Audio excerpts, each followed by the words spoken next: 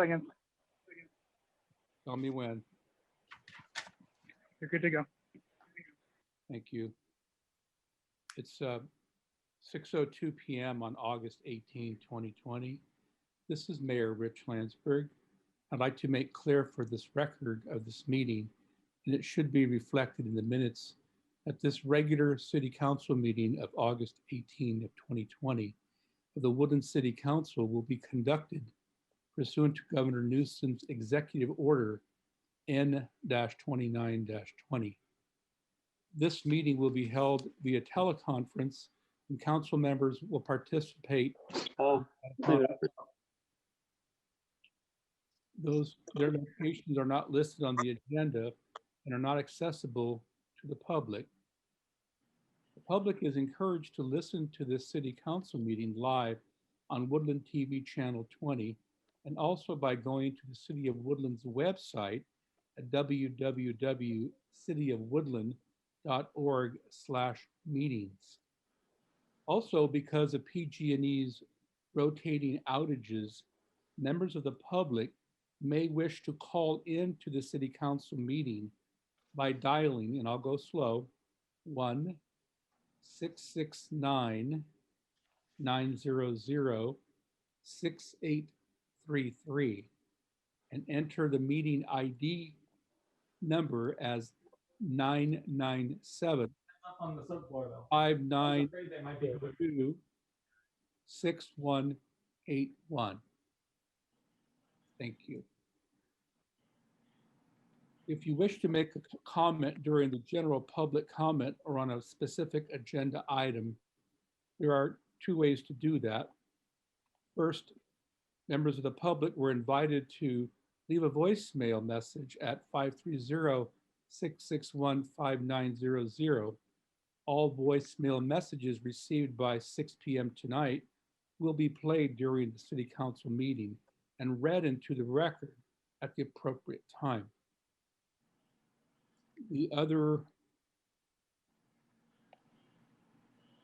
Any member of the public watching the live stream who wishes to make a comment on an item as it being heard may submit an email to the City of Woodland at councilmeetings@cityofwoodland.org prior to the public comment on that specific item.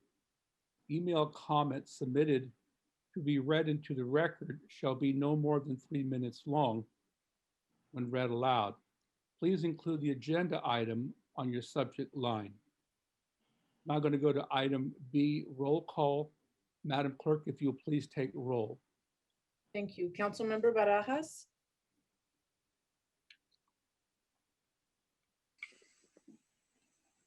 Present. Thank you. Councilmember Fernandez? Present. Mayor Landsberg? I'm present. Councilmember Rodriguez? Present. Mayor Pro Tem Stallard? Present. Thank you. I would now like to request that each member of the council respond to these questions. Mayor Pro Tem Stallard, can you hear me well? I can hear you well. Thank you. Councilmember Barajas, can you hear me well?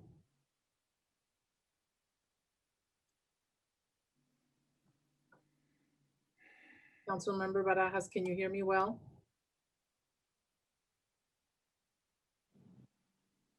Yes, I can hear you. Councilmember Rodriguez, can you hear me well? Yes. Councilmember Fernandez, can you hear me well? Yes. Thank you. Does each member of the council have a copy of the agenda for this meeting? Councilmember Barajas?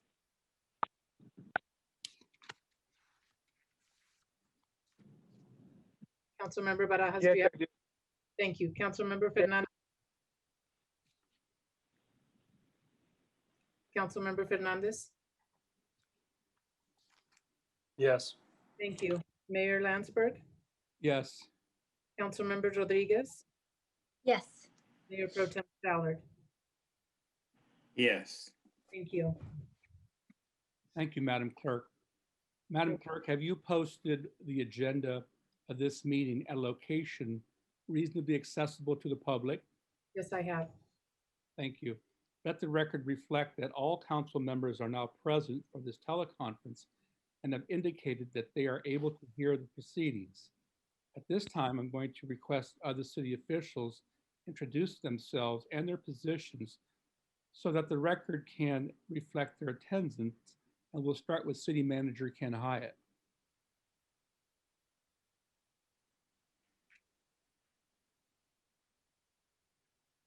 You're muted, Ken.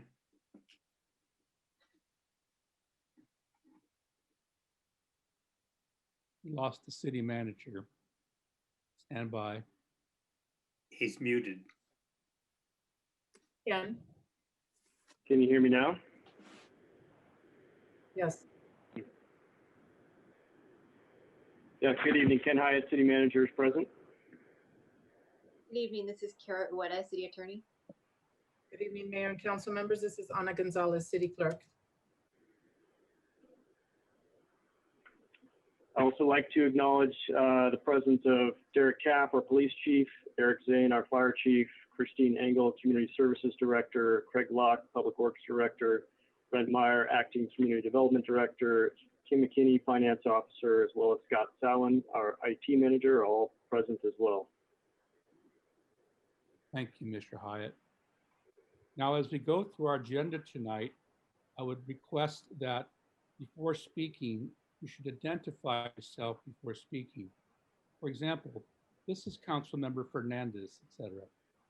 Let the individual speak and please do not interrupt. I would also ask that to the greatest extent possible, you should mute your phone or your device so that we do not get unnecessary background noise. I would also now like to advise all council members and the city clerk that any votes taken tonight during this teleconference must be taken by roll call. I would ask that Madam Clerk take that roll call for any and all votes. Now we'll begin the rest of the agenda, starting with item C, Pledge of Allegiance. I'd like to have Council Member Supervisor-elect Angel Barajas lead us in the Pledge of Allegiance.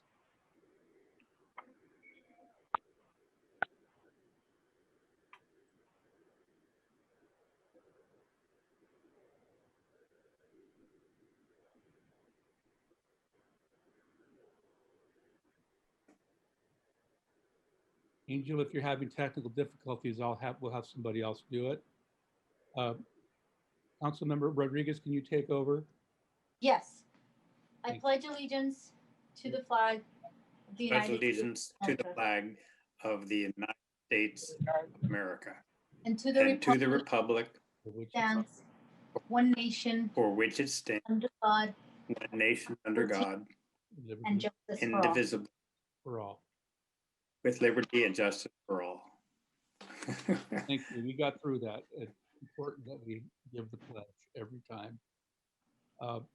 At this time, I'm going to ask the city clerk that since the council chambers are closed to the public, is there any member of the public who has submitted an email or left you a voicemail for this general public comment period of this meeting? Yes, I do have an email message to read. Go ahead.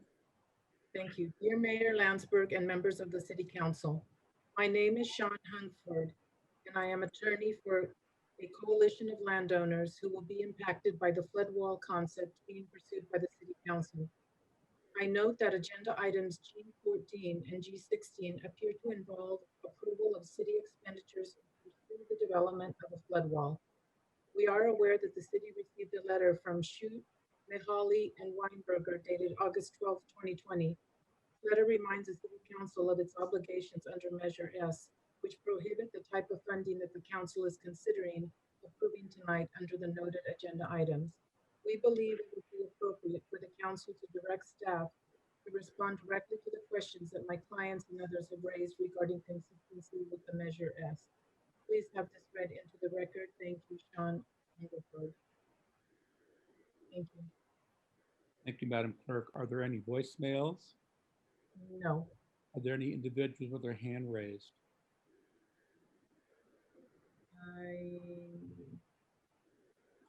Let me check. I don't see any. Okay, very well. We'll move to item E, council and staff statements. I'm going to start tonight with Councilmember Fernandez.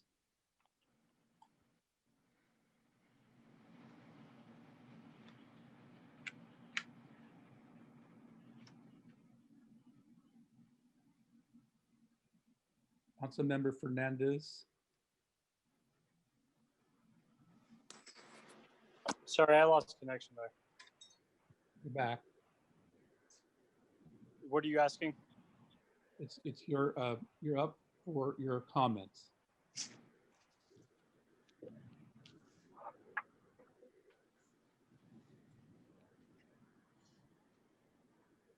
Councilmember Fernandez is having technical difficulties.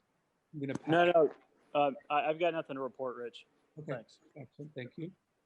Now go to Councilmember Rodriguez. Thank you, Mr. Mayor. Good evening, everyone. I am grateful to be back in town from military leave. I want to share that I was able to go out of state and operated with masks on, received 2 temperature readings a day, many times wearing gloves, a lot of hand washing, social distancing. We had 1 false alarm during my rotation, and that was it. But we all adapted, overcame, and back home, thankfully. So folks, hang in there. I know it's tough. Hang in there. I want to thank our Woodland businesses and the community for upholding a positive spirit during what would have been our annual Yolo County Fair. I know there was a lot of excitement and sharing stories also via social media on memories or favorite foods. And I know we couldn't repeat it this year, but hopefully next year will be it. Prior to going on military leave, I had mentioned in the last meeting that I went on a ride-along with Code Enforcement Officer Minnie Garcia. And I want to emphasize, folks, the importance, and I kind of gave myself a hard time about this, about not doing a ride-along sooner during my term, even though the community does a great job at reaching out whenever there's problems out in the community, removing shrubbery, which may have, vehicles, trash. And I know we can't tackle it all, but I did want to give some recommendations, for us as a city.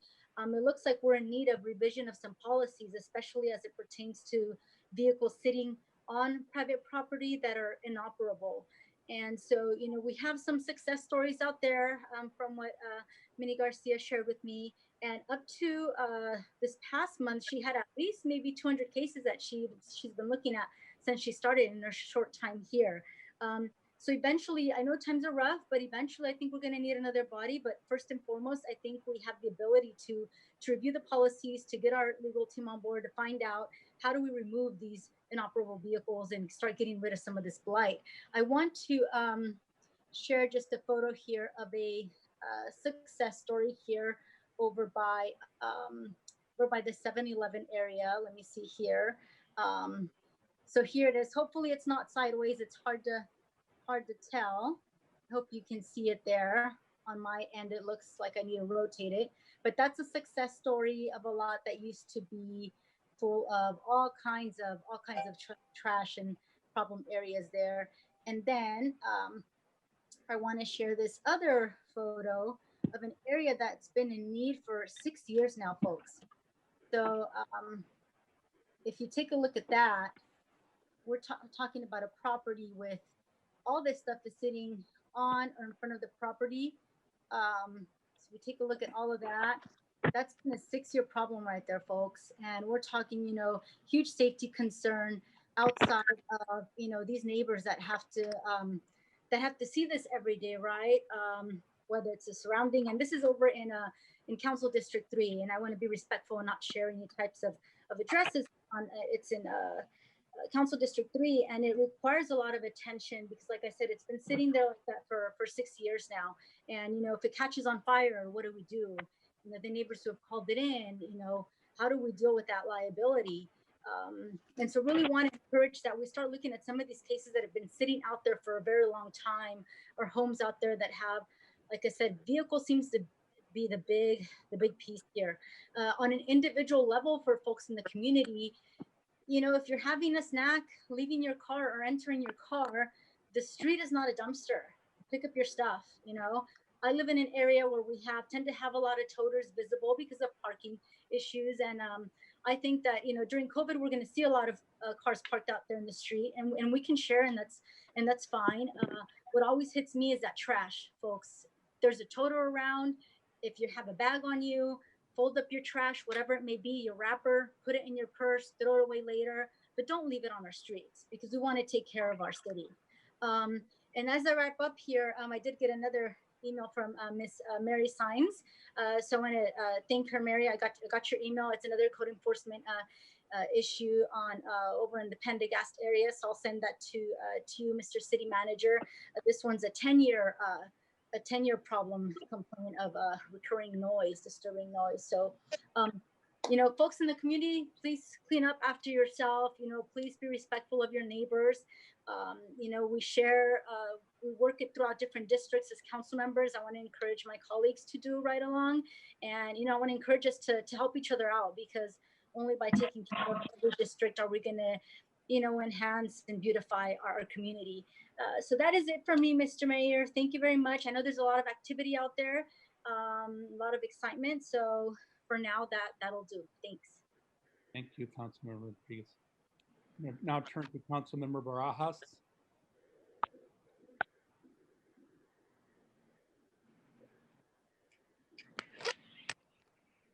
Hi, thank you, Mayor Landsberg. I just wanted to thank our city staff for continuously working during the pandemic.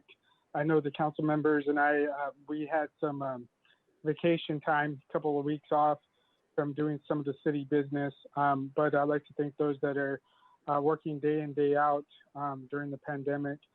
And also, hopefully, everybody's staying cool. I know there's a heat wave that's impacting our area and across the state of California. And I'd like to thank our city staff who moved very quickly to utilize the community senior center for a cooling zone for our residents in great need. So I encourage those individuals who need a spot during the day to cool off to go to the community center. I'd like to thank the city of Woodland for getting that up and running. I also like to congratulate those individuals who have decided to run for city council. I know there's 2 open seats on the city council, and another 3rd seat that is not open, but our current incumbent Tom Soller is running. I've met with some of the candidates because they want to know a little bit more about the issues that are important to Woodland residents and kind of be able to understand the homeless issue, public safety, streets and roads, and some of the great work that the current council is working on and staff is working on. So congratulations to those that are running for public service. And also I'd like to thank city staff and council members for taking that approach where we're having our new housing for homeless individuals. That new development housing over here, over on Beamer 102 is up and running. In terms of construction, it's not open yet, but we're moving certainly in the right direction. And hopefully that we can be able to occupy that for our homeless residents sometime soon this year. And that concludes my report. Thank you. Thank you, Councilmember Barajas. Mayor Pro Tem Tom Stallard. Thank you, Mayor Landsberg. First of all, I'd like to certainly second the comments of my colleagues, particularly those of Councilman Rodriguez. I feel like the kind of care we take with our property is a way we express our appreciation for our neighbors. And it's so disturbing when people do take care of their property when others nearby are not.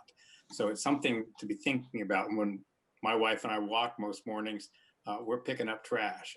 People throw out of the windows on the streets. It's not right. It's not necessary. And it's the simple thing just to dispose of things properly.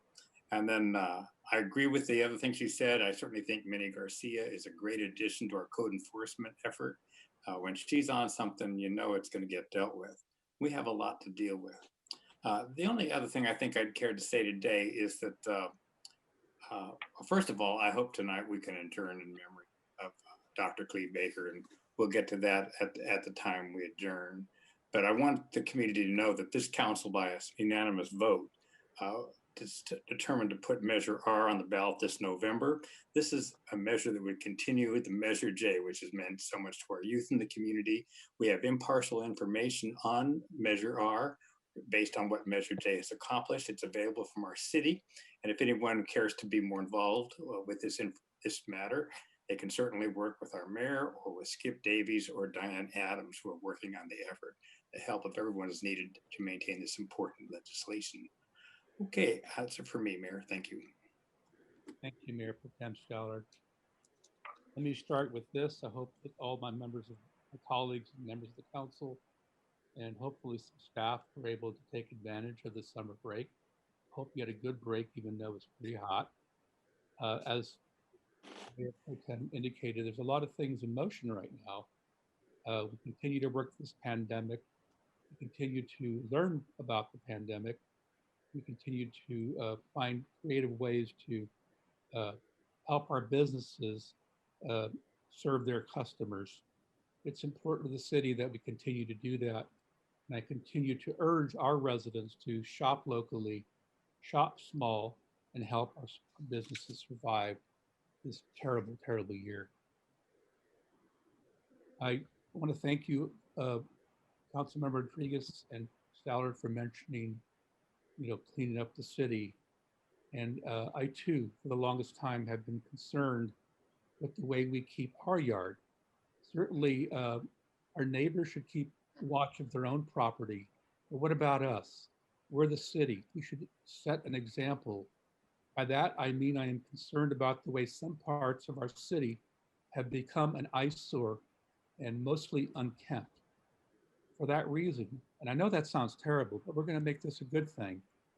For that reason, tonight, I am announcing the City of Woodland is sponsoring a community cleanup. Let me start over again. For that reason, the City of Woodland is announcing its community cleanup campaign to be held on Saturday, September 19, 2020, from 8 a.m. until noon. Having pride in our community also means lending a hand now and then.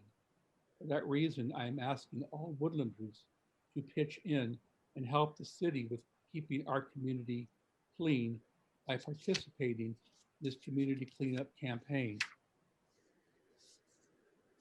In this event, we are asking residents to help clean up the area of East Main Street from the I-5 exit all the way into downtown. If you just drive down East Main Street looking to your north, you'll see trash, litter, tumbleweeds. We look like a dust bowl town. It's not what we want to portray to our visitors and our residents. We need to remove these eyesores from the East Main Street area. So for that reason, we're going to have this event. We have to do it with COVID in mind. We're going to have to limit our participants to members of a family or members of the same household. We hope to assign a portion of East Main Street to a team, and that team will be responsible for cleaning up that portion of East Main Street. The city would be pleased to provide trash bags and containers and tools, whatever it takes to get this place cleaned up. And I want to start with East Main Street because it's a significant entrance to our city, and it needs to look at least somewhat groomed. I still expect it to be warm on that date, so I'm encouraging you to dress accordingly and wear protective clothing as well as hats. Participants in this event will be provided with a distinctive T-shirt to mark the occasion. The north side of East Main Street again will be divided and a team assigned to each section. Again, each team must be comprised of members of the same family or the same household. After this cleanup, we will provide a drive-through lunch, and all throughout the morning, we will provide fresh, cold water to keep you hydrated. I look forward to this event, I look forward to seeing East Main Street look different than it does today. I think we can do it all in a day. Mr. Mayor, could you repeat the date? Could you Yeah. repeat the date, please? Yes, it is September 19, 2020, 8 a.m. to noon. Our community service director, Christine Engel, and her staff are heading up registration for this event. Participants will sign up by using what is known as Sign Up Genius. I looked that app up. It is pretty genius, and we will provide a link to the Sign Up Genius so that you can sign up your family, sign up your household. Also, we will be providing and offering students who need community service hours towards their graduation requirements. They will be able to earn some community credits there. I hope this community cleanup will be the first of many. As Councilmember Rodriguez and Councilmember Stella have indicated, and I know my other colleagues share the same thought, is that we need to keep our house clean at all times. So I look forward to that. There will be a press release issued tomorrow. We'll get it out to the public, and hopefully we'll make this a great event and clean up our city. And that's all I have tonight. Thank you. I'm going to leave it now to City Manager Ken Hyatt.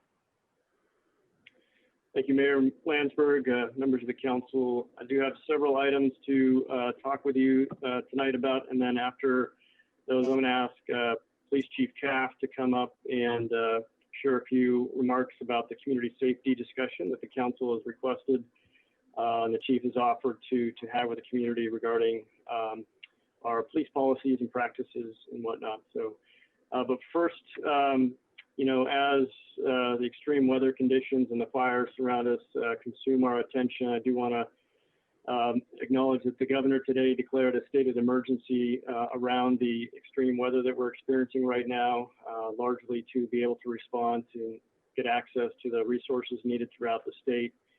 Talking with Chief Zane today, the fire resources throughout the state are depleted, and we're not immune to that. We do have 6 firefighters currently deployed in Southern California assisting with a fire down there. And the resources really that we have available to us here with our mutual aid are at maximum capacity. So I want to urge the community to be extra diligent right now in you know, how they conduct their daily lives, and be careful to you know, make sure that they're not putting themselves and the community additional risk, and be patient with our staff as we're responding. And also, of course, our best wishes to our firefighters that are on deployment right now. I do also want to report the cooling center that we opened up Friday will continue to stay open through this Friday at least. The hours of that cooling center are noon to 7 p.m. every day, and that is over at the community center. So welcome anybody that just needs a place to relax and cool off to visit the community center from 12 to 7 p.m. We do have, of course, strict guidelines there for social distancing and masking and sanitation. So it is a safe place and available and open to the public that need it. And then we will continue to stay closely engaged with PG&E and CalISO to monitor outages that will impact our community, and do our best to continue to share those messages with the community so they can be prepared to experience any blackouts that may occur. And then with respect to COVID-19 and our continued response to the pandemic, today's dashboard that the county put up shows just over 2,000 cases now throughout Yolo County, of which 900 now are attributable to our community here in Woodland. In talking with County Health Officer and Pat Blacklock, the CAO, these numbers, if you look at the graphs, continue to show positive trends. It's tough to look at the graphs, though, and really dissect what's happening in real time, because a lot of that data is coming from the state, and as many have read, much of those cases were reported to the state and took a while to actually get downloaded and appropriately allocated to the communities. And so you'll see a couple of spikes show up on the data in the graphs. That doesn't necessarily mean that during that particular day, cases were reported specifically in here at Woodland, but it reflects cases that may be part of that backlog showing up on our dashboard. All that said, we continue to be outside of the criteria necessary for the county as a whole to meet the attestation criteria, meaning we continue to be in a modified opening state with restrictions on non-essential activities and restaurants and whatnot. And it's hard to predict how the pattern, if it were to continue, will manifest in terms of predictions for when we might be able to go back to full stage 2 opening. But we will continue to work with the county to track that and work with our business community to share that information as we're progressing. Do want to report also that the testing capacity in Yolo County remains strong. However, the testing facility that OptumServe was operating here in Woodland has now closed, and the county has established a rotating testing facility that's free to the public throughout Yolo County. It will occur starting Thursday, the 26th, here in Woodland from 3 till 7 p.m. That will be at the mall over there on Gibson in East Street. So I want to acknowledge the mall's cooperation in helping us find a facility to house that testing facility. And then lastly, regarding COVID and our response, we reported that the Community Services Department has positioned and will be providing a distance learning center to community members and their children that need a place to be supervised and monitored during the school day. Currently, registration is open. We have a capacity of 80 students maximum. That learning center will open up the day that school starts on August 31st and will be open until the school decides to transition back to in-person instruction. I believe Christine Engel reports that of the 80 students so far, as of this morning, we had about 40 students enrolled, so there still is capacity. Families are in need of finding a place for their kids to be in a learning environment supervised.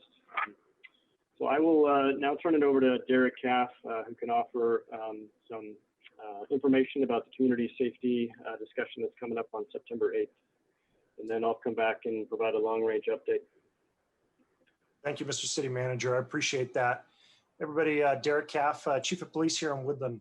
Hey, this actually started back in June during some comments when we were talking about use of force and police.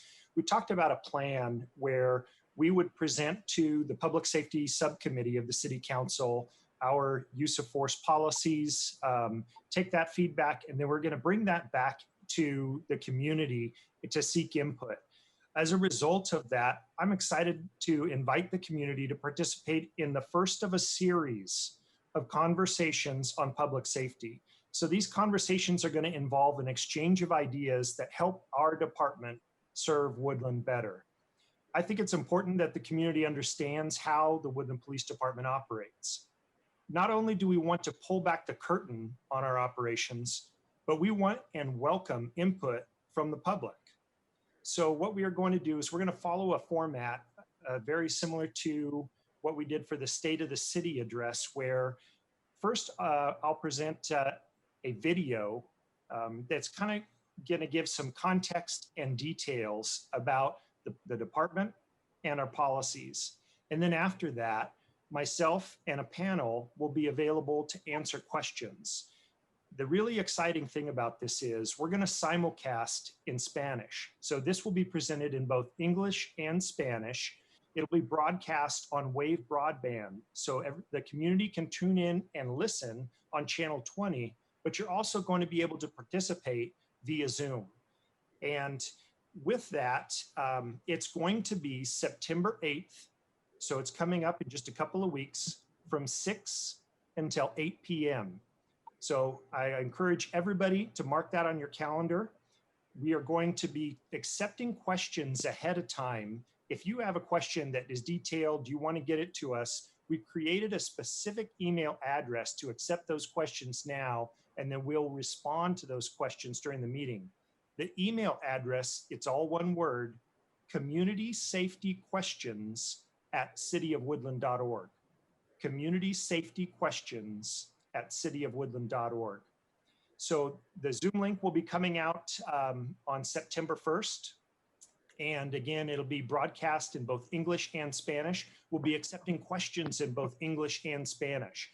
So we're excited to host this meeting, start to have these conversations. It's going to be the first of many. And with that, if there's anything I left out, Mr. City Manager, I appreciate it. No, that's great, Derek. Maybe I'll give the council an opportunity if you have any questions or anything you want to add to that opportunity to do that now. Thank you, Mr. City Manager. Does any member of the council have a question for the chief regarding this very important first session on September 8th?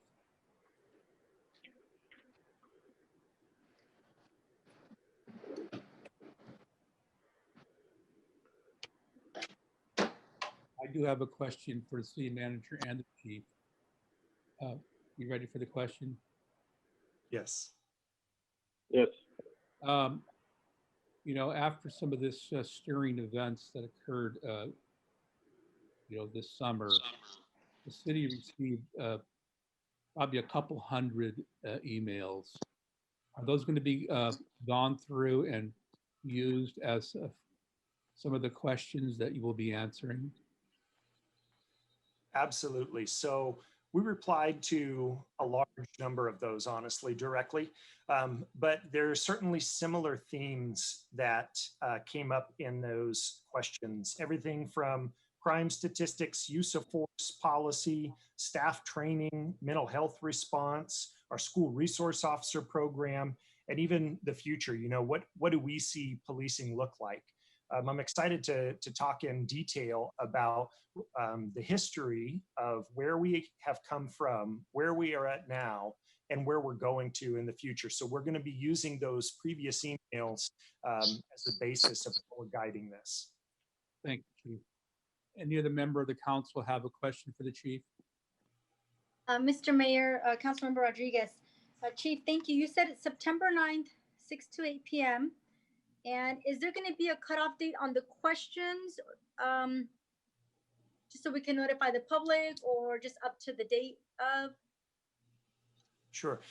One correction, it's September 8th. I may have misspoke. Tuesday night, September 8th. So we're sandwiching it in between the two council meetings in September. September 8th, 6 to 8 p.m.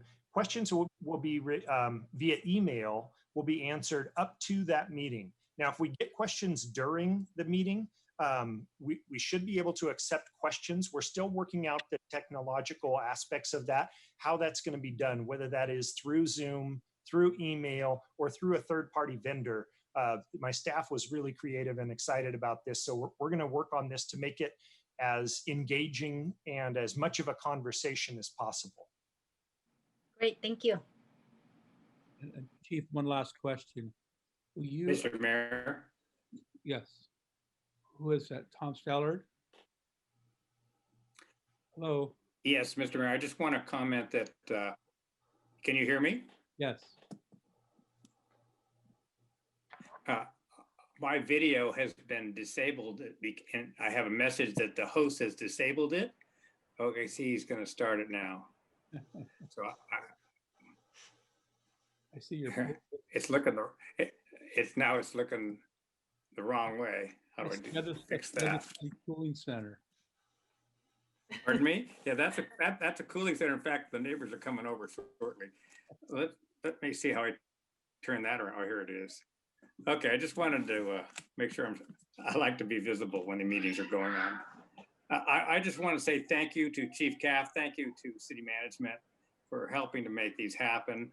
I believe we have a great police department in Woodland. They do wonderful work, but they know that they need to change, just like all police agencies are working on it.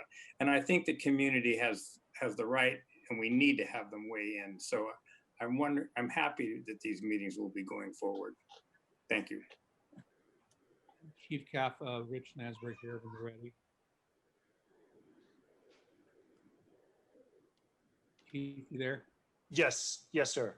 Would you go over and highlight how we're going to get the message out to our Spanish-speaking constituents so they can join and participate and have the same information that everybody else is going to get? Can you please tell us how you're going to get the word out for that? Sure. So in both English and Spanish, we're going to do advertisements in the local media, the Daily Democrat. We are also pushing this out via the police department and the city's social media sites. So on Facebook, we're going to do some targeted advertising local to the IP addresses that are in Woodland, and then utilizing our Unidos program and that connection network. And then we have some key community stakeholders in the Spanish community that we've already talked to them about. They're excited to spread this message for us as well. And then my hope is that as someone hears about this, they'll talk about it with a neighbor. It's certainly the topic of the day. These are your important conversations, and I hope everybody remembers, as police officers, we're here to serve, and we want to reflect the community. That's what this meeting is all about. We're here to listen during these meetings. We want to digest and be reflective of the community. Thank you so much for that information. Back to you, City Manager. Yeah, so quick review of the upcoming long-range calendar. So September we'll be busy with the community meeting that we just talked about, but also 2 council meetings. The first occurring on September 1st. Currently on that long range, we have introduction of the Woodland Research and Technology Park specific plan document, which is being finalized as we speak.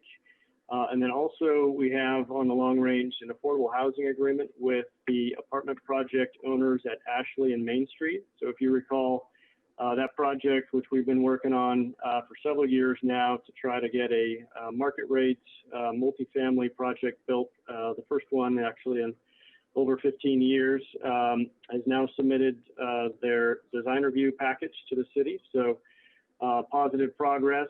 They're still working on their financing, but an important part of that is reaching agreement on the affordable housing in lieu fees, which we've recently modified in anticipation of this project, and will ultimately be critical to the final funding piece for the Beamer 102 campus.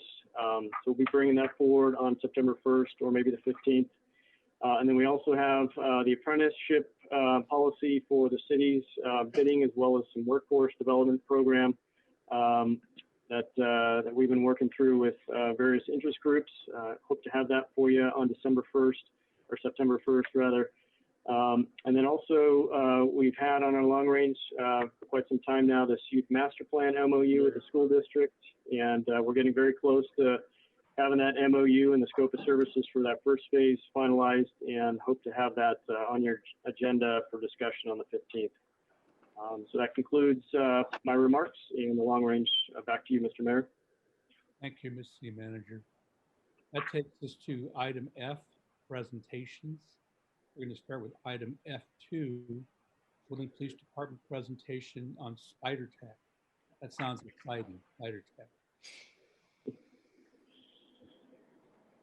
Yeah, so just a real quick introduction, and then Chief Caff again will walk you through this technology that the department has recently invested in, and very important tool for our citizens to be able to track their requests for service and calls for service. And so again, sort of on this theme of utilizing technology to improve not just our efficiencies, but our effectiveness to serve our community. So with that, Chief Caff, would you mind walking through the presentation with the technology, and look forward to council questions and feedback. Yes. Let's.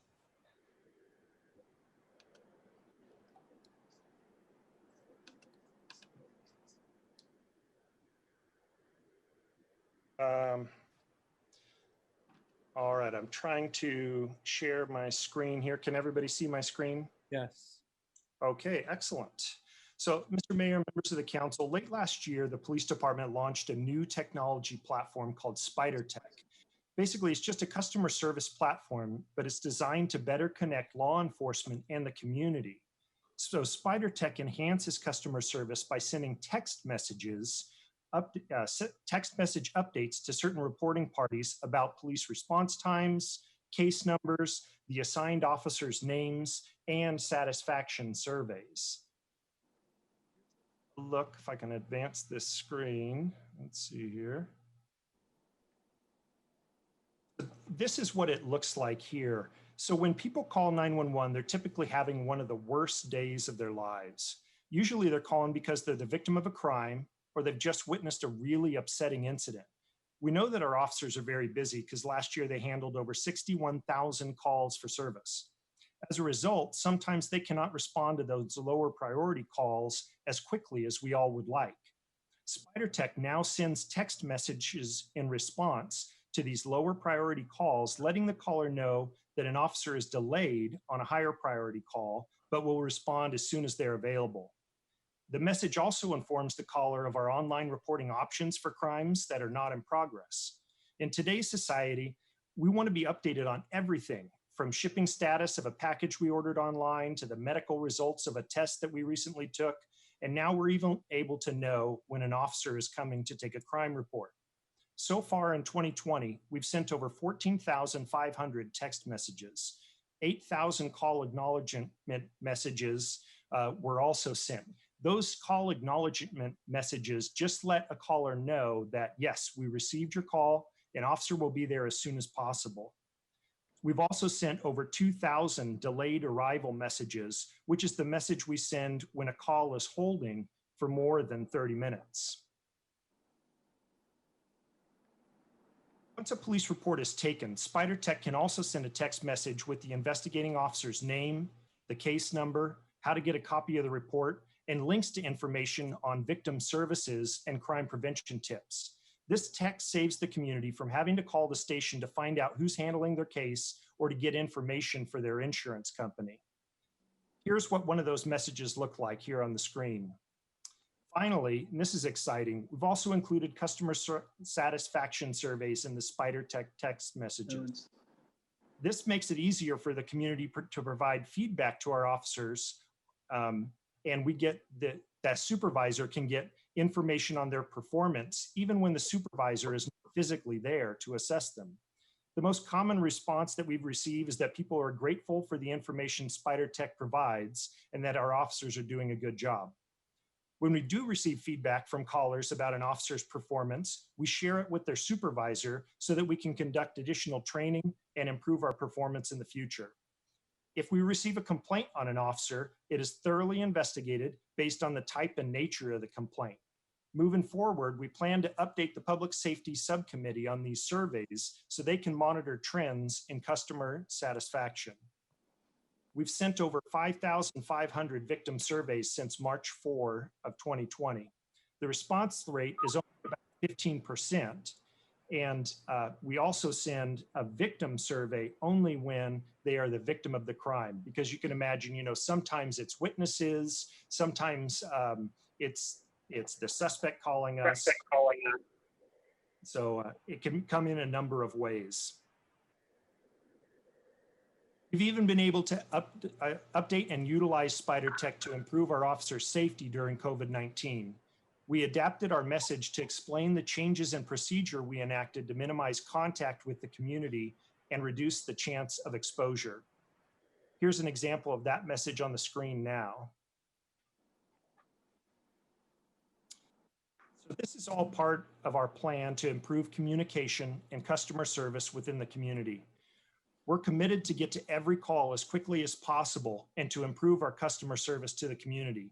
These text messages have already been well received in the community, and we will continue to evaluate and expand our use of SpiderTech as we evolve to meet the demands of this policing in this day and age.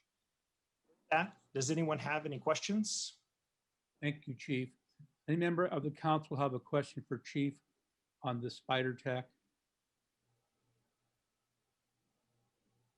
If not, I have a question. with this Spider Tech, did you also inherit a Spider-Man to run it? Not yet, not yet, but it's an interesting company. It was actually started by a law enforcement officer and a friend of his who was in the tech industry down in Southern California basically because of Amazon. They thought it was so cool that when they order something on Amazon, you can almost immediately begin tracking those packages and leaving customer service satisfaction ratings. And so they thought, you know what, this is exactly along the lines of community-oriented policing, opening up two-way conversation with the community. And we're excited to have it here. We're the first ones in Northern California that have this. I get calls a couple of times a month about this, other chiefs, other agencies asking for our input on how it's working here. So far, it's going well. We started out small with only a few crime types. We've been increasing it every couple of months, and we hope to eventually expand this to most crimes. Certainly, there will be some where it won't be appropriate to text back, but on the majority of the calls, we certainly can. Thank you, Chief, for being innovative and futuristic. Appreciate it very much. Thank you. Thank you. That's going to take us to item F3, 20 over. We have a change in that. Is that correct, Mr. Hyatt? Mr. Hyatt? Sorry, can you hear me? Yes. Are we scratching? Yeah. We're gonna move that to the September 1st agenda. Got it. Thank you very much. That takes us to the consent calendar. All couple hundred pages of the large consent calendar. Does a member of the council wish to pull an item or discuss an item from consent tonight? I'm aware that Mr. Stallard had a Mayor? question. Yes. Yeah. I don't think we need to remove item G7, but I wouldn't mind if the chief would respond to a couple of questions about our quarterly police report, and then we could perhaps consider it as part of the consent calendar afterwards. That's fine, Mr. Stallard. Can you just let the public know what G7 is? Yeah, G7 is, we get a quarterly report from various departments, including the police department. So G7 is the quarterly police department report.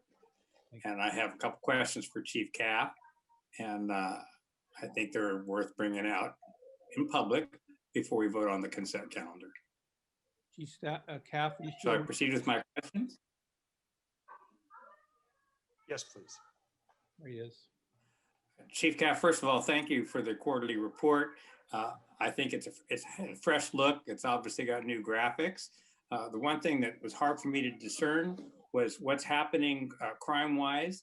I see quarter-to-quarter statistics, but no year-over-year statistics. Can you tell us what the trends are? I saw a lot of, for example, a lot of larceny, a lot of aggravated assaults. Is this a growing problem in our community? Please let us know. Absolutely. First of all, I want to recognize my executive assistant, Trista Kennedy. She is so talented at visually representing data in a way that's easily digestible. She's the reason why we were able to switch this format. So I wanted to give a quick shout out to her. So we have the same statistics that we have been using before. It's the same categories.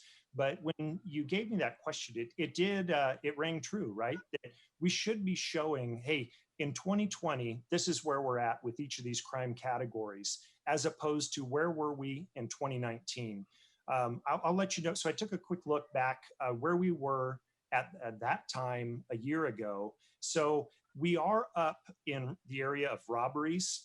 The previous year, we ended up having 22 robberies. This year, we had 24 so far to date. In burglaries, we are up by 10. In thefts, we're actually only up by 3. But in motor vehicle theft, we're up by 12. That's 12 additional people that have had their cars stolen. So yes, crime is slightly up in some of the categories. We're either flat or down in the others. but calls for service are almost identical as to where we were at last year. The interesting piece about that is much of the community was sheltering in place. And the hope was that we were going to see a reduction in calls for service. Unfortunately, that did not materialize as much as we had hoped. We are doing our best to get those victims connected with service providers like Empower YOLO in domestic violence situations, like Child Protective Services in those child abuse situations. But we know we can't do it alone. So I still encourage the public, keep calling the police department. We will get there as soon as we can, and we will do our best as soon as we arrive. Now, Chief, when you addressed the Chamber of Commerce recently, you mentioned that there were 32 shootings in Woodland in all of 2019, that as of that date, we'd already had 31 shootings for 2020. How is the interdiction effort going to stop this behavior?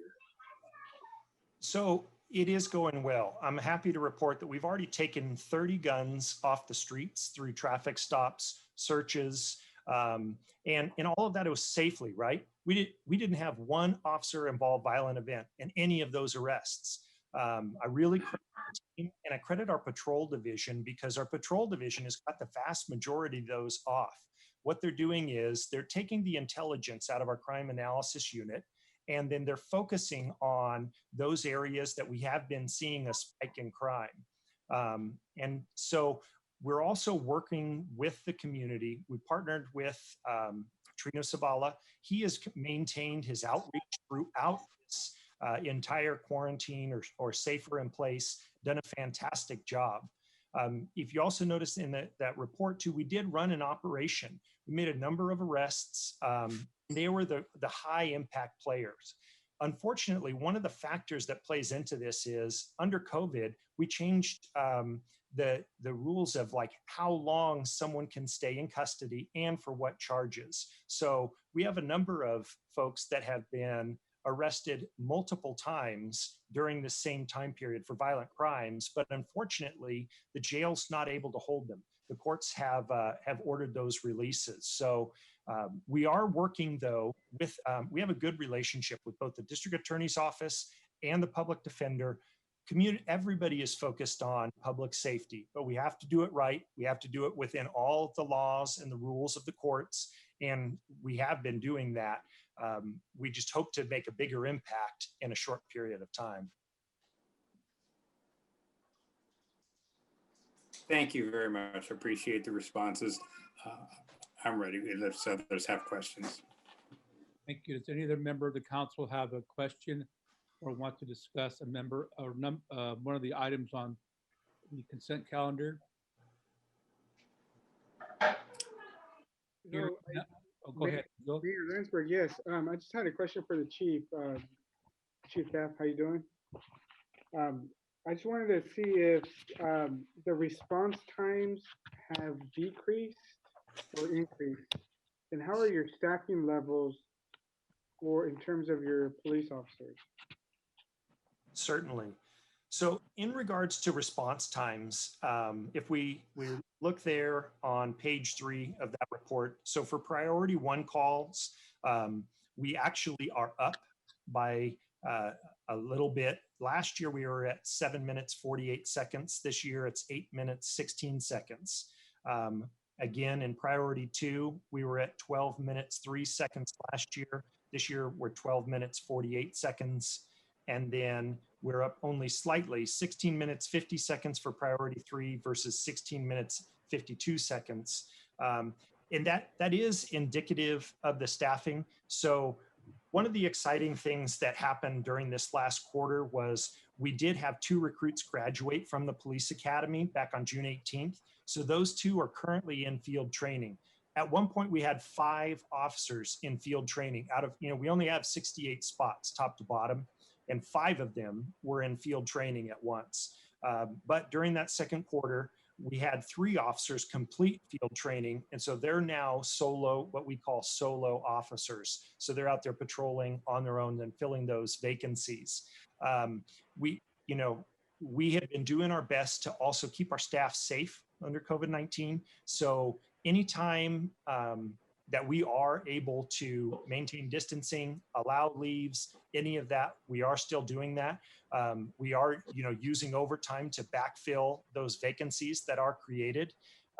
And then we did just have a couple of retirements. We had one during the second quarter, Officer Moore, and then we just had Sergeant Frank Ritter just retired as well. We anticipate a couple more retirements throughout the end of the year. And we are trying to balance backfilling positions with those tier 2 reductions that we're looking at that may need to come into play based on right now where we're at as a city fiscally. So it's a balance between getting staff trained up out on the streets and 2, making sure that we don't hire somebody and have to quickly lay them off. All right, thanks. Really appreciate that insight. Thank you. Thank you, Mr. President. Does any other member of the council have a question? If not, I have a question. We got 0 open questions, Don. Can we end this meeting? Councilman Fernandez, do you have a question? That's not. Mr. City Manager, I have a question on G11, which is the Animal Services contract with the Sheriff's Department. As you know, I've been a proponent of a JPA, and I'd like to know, there was a small snippet in the report regarding the JPA. Can I get an update on the status of the JPA and if there's any movement on that? Certainly. So since the various jurisdictions in the county agreed to form the JPA, there's been very little movement, largely due to the need to allocate resources and attention to the pandemic. However, the county has reached out and said it's time to initiate the first meeting of the JPA. So Councilmember Fernandez is the city's representative and will be attending that meeting, which I believe is hoping to be scheduled for the first or second week in September. So if you recall the scope of that, the JPA is broken out into sort of 2 different phases, with the first task really to be focused on what is the right structure and organizational capacity for the JPA, and ultimately a strategy to deliver services to the communities. And then the second phase, should that strategy be supported by all the organizations, jurisdictions, then lead into a second effort, which would focus on how do you then build the physical and staff capacity to deliver that service. So it's a longer term effort, but one that the cities throughout the county as well as Yolo County are committed to seeing if we can come up with a more sustainable long-term model. Thank you for the update. Appreciate it. Mm-hmm. I don't think there's any other questions or comments. So can I get a motion on the consent calendar items G4 through G25? Move to approve. Now, Barajas, second, with Stallard, the understanding that we're taking the corrected minutes that were furnished to us by the clerk. in the corrected minutes, yes. Madam Clerk, can you take roll call, please? A roll call vote. Yes, Councilmember Barajas, Aye. Councilmember Fernandez, Aye. Mayor Landsberg, Aye. Councilmember Rodriguez, Aye. and Mayor Pro Tem Stallard. Aye. Thank you. The consent calendar, items number 4 through 25 with corrected minutes, carries on a 5-0 roll call vote. Thank you, Madam Clerk. Thank you.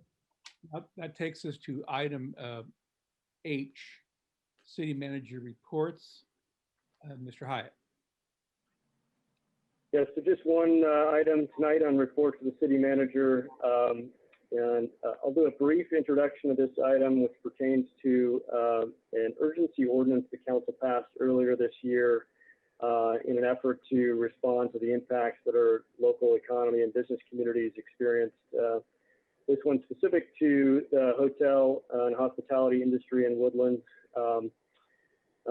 The council passed in March of this year a suspension of the TOT payments by those hotel owners in this community to allow those properties to retain that TOT as opposed to pay it to the city, and allow them to continue to operate and use that resource to pay for their staffing and maintain those jobs.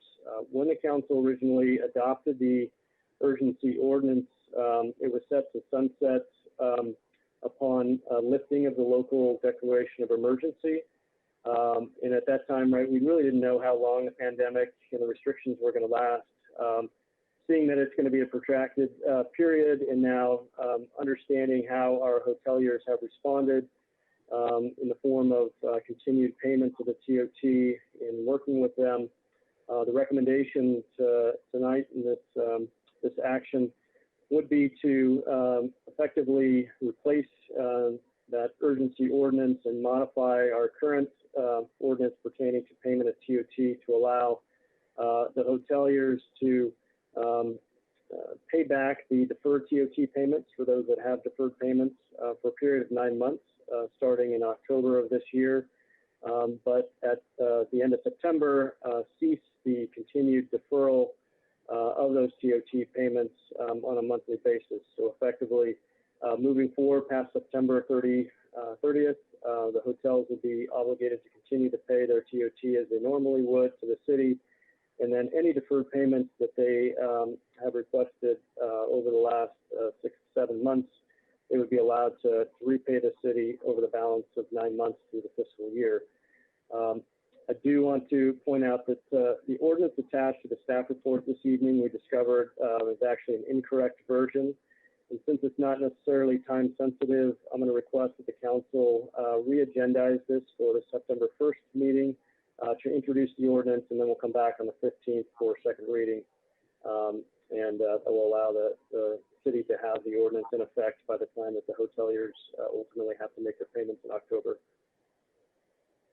That's fine. So that concludes the presentation, and I'll turn it back to the council.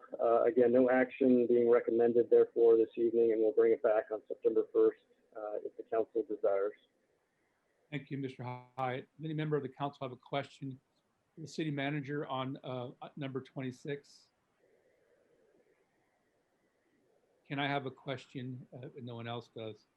So have you had a chance to meet with the hoteliers and the that industry to see what rates, what their occupancy rates are this year as compared to other years, how this has really affected them, whether it's not? The reason I say that, I actually been to hotels in other parts of the state, and they were like full. So can you just give us an update of where Woodland is on their occupancy rates? Yeah, certainly. We have been in continued contact with the hoteliers here in Woodland. They saw a drastic decline through the balance of March and April and into May. Travel really wasn't returning until mid to end of May. So at the bottom, I think most hoteliers were reporting 20 to 30% occupancies, whereas normally they would, during that same period, be looking at 89 to 95% occupancies. So significant impact. They have recovered somewhat through the summer months.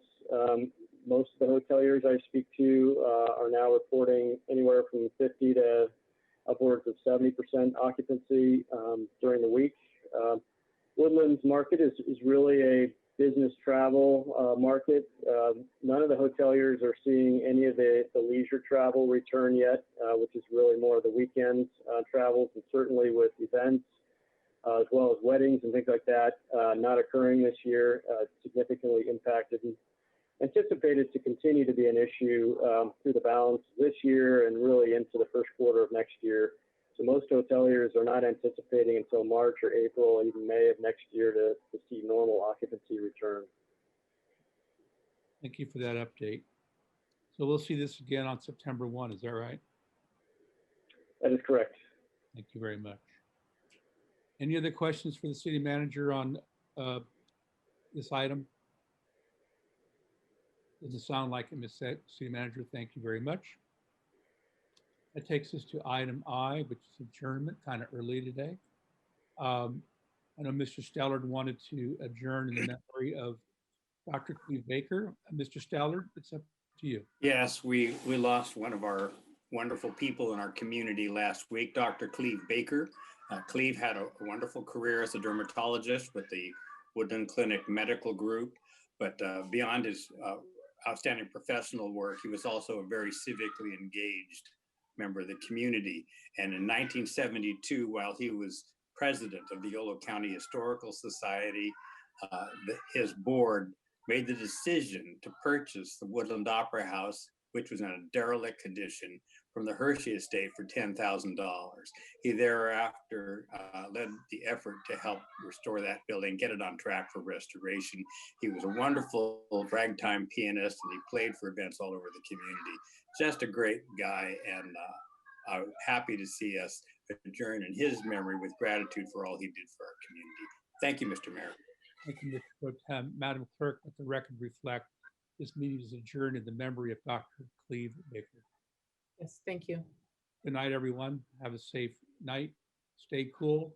Tomorrow's supposed to be a little cooler. Bye-bye. Thank you, Mr. Mayor. Thank you. Good night. Good night. Good night, everybody.